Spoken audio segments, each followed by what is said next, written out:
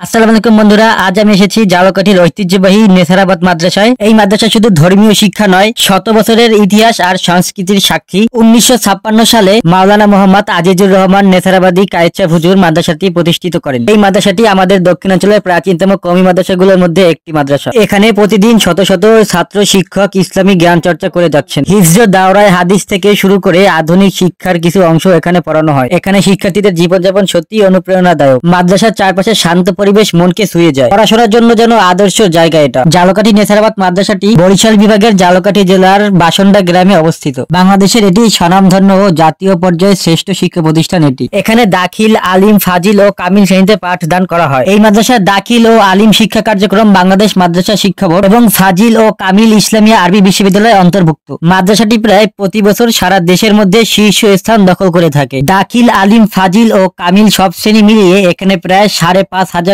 ছাত্রের বেশি রয়েছে এখানে। এই মাদ্রাসাটি প্রতিষ্ঠিত করেছিল ঝালকাঠি অঞ্চলের পীর আজিজুর রহমান নেসারাবাদী হুজুর। তিনি জীবিত থাকাকালীন মাদ্রাসার অভ্যন্তরে একটি দরবার শরীফ প্রতিষ্ঠিত করেছিল। আজিজুর রহমান কায়েদ সাহেব হুজুর 2008 সালের 28 এপ্রিল ইন্তেকাল করেন। এই মসজিদ মাদ্রাসার পাশেই তার কবরস্থান এখানে দেখতে পাচ্ছেন। তার ইন্তেকালের খবর শুনে সারা দেশ থেকে লাখ লাখ মানুষ ভিড় জমান ঝালকাঠির নেসারাবাদে। তার নামাজের জানাজায় 10 বর্গ কিলোমিটার জুড়ে প্রায় 5 লাখ মানুষের সমাগম ঘটেছিল। তার দৃষ্টিভঙ্গি ও কর্মকাণ্ডের জন্য সকল ধর্ম ও বর্ণের মানুষ থেকে সম্মাননা পেতেন। ঝালকাঠি অঞ্চলের হিন্দু সম্প্রদায়ের লোকেরা তাকে খুব সম্মান করতেন। হুজুর যখন ঢাকায় কমফোর্ট হাসপাতালে অসুস্থ অবস্থায় চিকিৎসাধীন ছিলেন, তখন ঝালকাঠির সকল মন্দিরে তার জন্য বিশেষ প্রার্থনার আয়োজন করা হয়েছিল। তিনি ছিলেন সত্যি একজন আল্লাহওয়ালা। তার এই প্রতিষ্ঠিত মাদ্রাসাটি আজ সারা বাংলাদেশের সবার কাছেই পরিচিত। তো আমরা এখানে হুজুরের কবর জিয়ারত করে বেরিয়ে যাই সামনের দিকে। এখানে মাদ্রাসার শিক্ষার্থীদের নামাজ পড়ার জন্য মাদ্রাসার অভ্যন্তরেই 5 তলা বিশিষ্ট বিশাল আয়তনের আকর্ষণীয় একটি মসজিদ রয়েছে। মাদ্রাসার আবাসিক ছাত্রদের 5 ওয়াক্ত নামাজ বাধ্যতামূলকভাবে এই মসজিদে আদায় করতে হয় এবং প্রতি শুক্রবার জুমার নামাজ পড়তে দেশের বিভিন্ন প্রান্ত থেকে হাজার হাজার ধর্মপ্রাণ মুসল্লিরা এখানে জুমার নামাজ আদায় করতে আসে। প্রতি বছর ফেব্রুয়ারি মাসের 22 ও 23 ফেব্রুয়ারি এই মাঠে নেসারাবাদের বার্ষিক মাহফিল অনুষ্ঠিত হয়। সমগ্র বাংলাদেশের দূর দূরান্ত থেকে লাখ লাখ ধর্মপ্রাণ মুসলমান এই মাহফিলে অংশগ্রহণ করে থাকে। তো আজকের ভিডিওটা এই পর্যন্তই ছিল।